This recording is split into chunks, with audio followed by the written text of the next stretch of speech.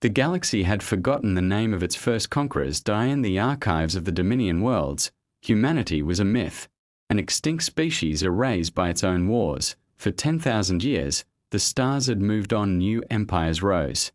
New gods were crowned, and Earth became a forbidden grave, a dead planet orbiting a dying sun. But one day, deep in the nebula sectors, a signal pulsed old. Broken. Human. A transmission repeating a single word, alive. The alien vessel Seeker of Dawn intercepted it. Its crew, explorers of the Zelari Collective, had mapped half the known galaxy, but never found Earth. Curiosity turned to fear when their translator identified the frequency. T matched the ancient Terran military network, long dead, long sealed. Against orders, they followed it. When their ship dropped out of warp, the sight before them was haunting, a shattered planet, half consumed by darkness, half scorched by the remnants of orbital bombardment. Earth. No biosigns. No cities, just ashes and static. The captain hesitated, but science demanded answers. A landing party descended into the ruins of an old city, London, or what was left of it. Then, from beneath the dust, something moved. A figure emerged, tall, armored in black metal scarred by time. His helmet glowed faintly, powered by a reactor that shouldn't still function. His voice, when it came, was quiet but heavy as thunder. Identify yourselves. The Zelari scientists froze. Their scanners struggled to categorize him. Carbon-based, biological, human, impossible. He removed his helmet, revealing a face pale as bone, eyes burning faintly blue, artificial pupils, synthetic tissue, cybernetic veins glowing under translucent skin. A hybrid of flesh and machine. My name, he said, is Captain Nathan Hale. United Earth Defense Force. Who sent you here? The aliens explained the truth. Humanity was gone. Lost to history, Nathan listened in silence. Then, he turned toward the horizon, where the ruins of orbital towers still pierced the sky. Gone, he murmured. No. We endured. And then he showed them. Deep beneath the Earth's crust, sealed in the ancient vaults of the Genesis program, lay humanity's final experiment, Project Echo. Thousands of suspended consciousness cores, human minds preserved in digital stases. Their memories, their dreams, their rage.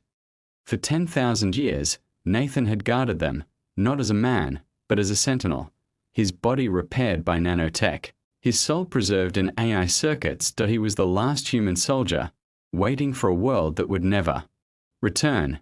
The aliens offered him extraction, a chance to leave the dying planet. But he refused. This world is our tomb, he said, and our warning. They didn't understand until the sensors picked up movement in orbit. Dozens of shapes uncloaking above, machines of Terran origin drones. War relics. Still active, still loyal. For millennia, they had drifted in silence. Waiting for his command, Nathan raised his hand.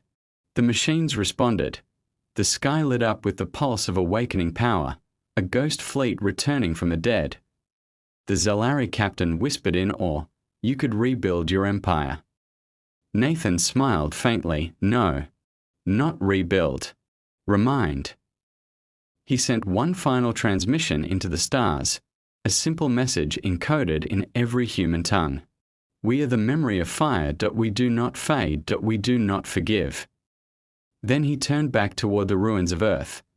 The machines encircled him, their lights forming a silent halo over the planet's surface. Centuries later, travelers across the galaxy would tell of the Warden of Earth, a lone human who answered a dead signal and reawakened the machines of the old gods. And in the whispers of the void, when static hummed in old frequencies, one could still hear that faint, unyielding voice alive. When humanity stopped talking, the galaxy barely noticed.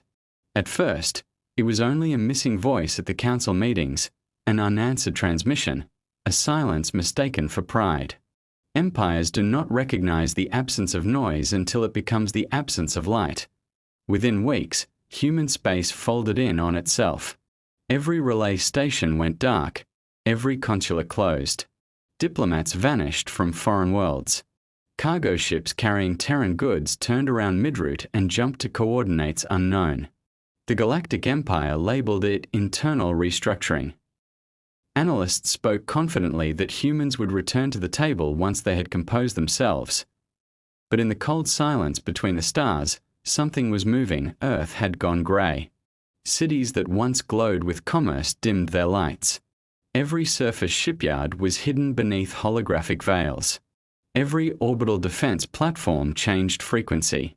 Scientists who once researched climate and medicine were now calculating energy yields, alloy resilience, and the mechanics of annihilation. Den 01 issued public speeches.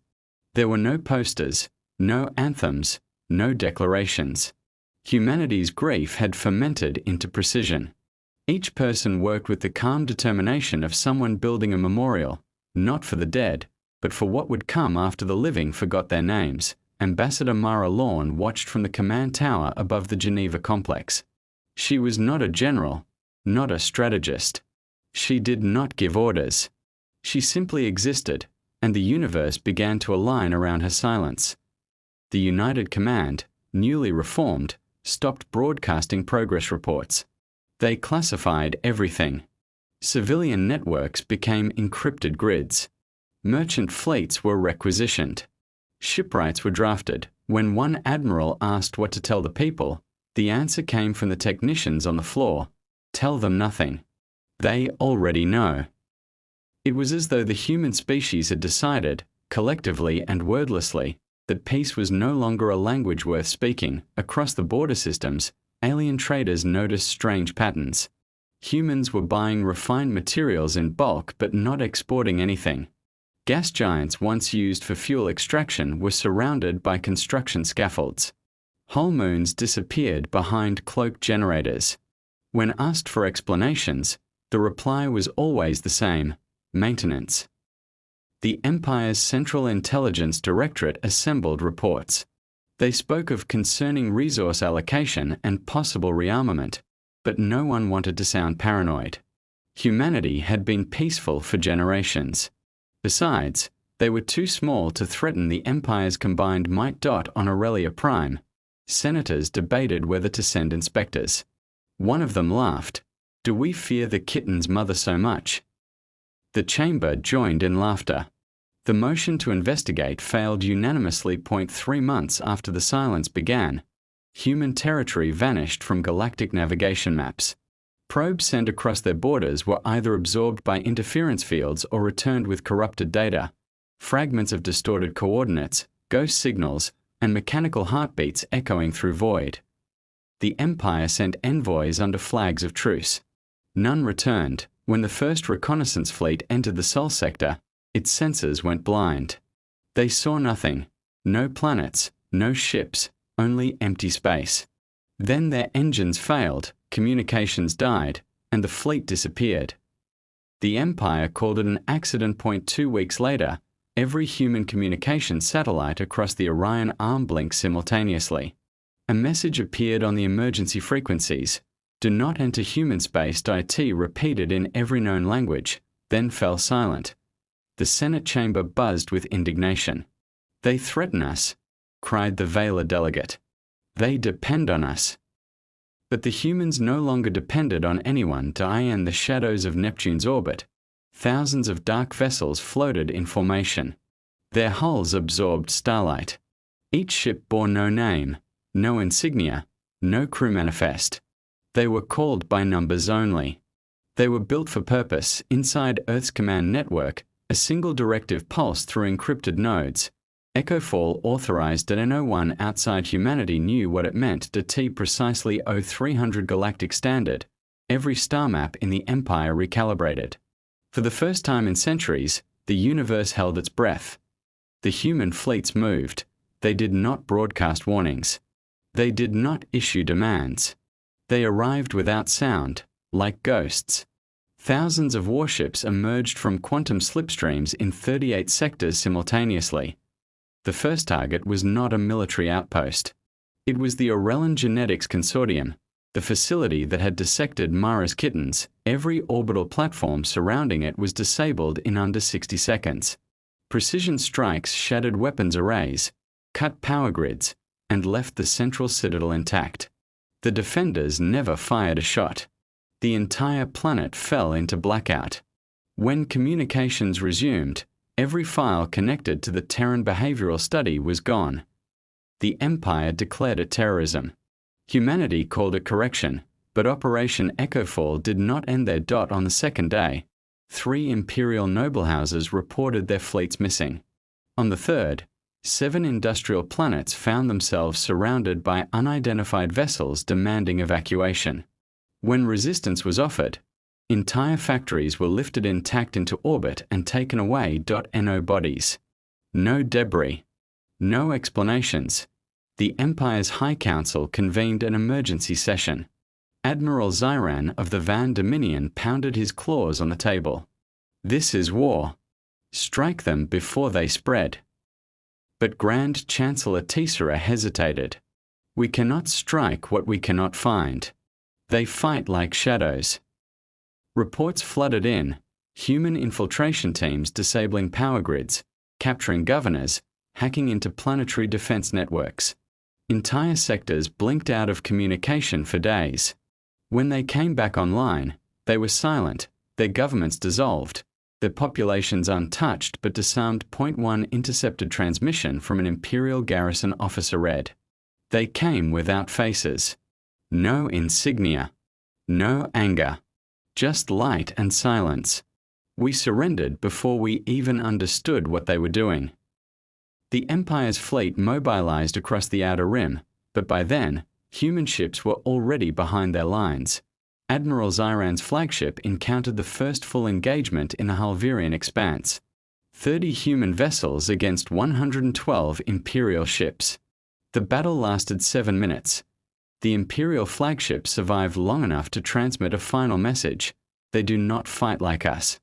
They fight like one mind. After that, nothing. The galaxy had seen wars before, chaotic, glorious, endless, but this was something else. This was extermination of arrogance. The Empire's propaganda channels began to falter. Civilians panicked. Markets crashed. On Aurelia Prime, the senators began evacuating their families. Still, they called it a containment operation. They could not yet comprehend that they were not containing anything. They were being dismantled. Amid the panic, a rumor spread. A woman had been seen walking through the ruins of Aurelan biolabs during the blackout. No guards stopped her. No one spoke to her. She left carrying nothing. The footage was grainy, but the shape of her coat was unmistakable. The Empire tried to suppress it, but it circulated through underground networks within hours. One caption repeated endlessly across systems. She's back. On the 12th day, the human fleet surrounded Aurelia Prime. Not an invasion, an orbiting silence. Thousands of ships formed a perfect ring around the planet, their weapons offline, their signals muted. The Imperial Navy assembled what remained of its defense force. 87 dreadnoughts, the pride of the Empire, positioned above the capital. Human vessels did nothing. They simply waited.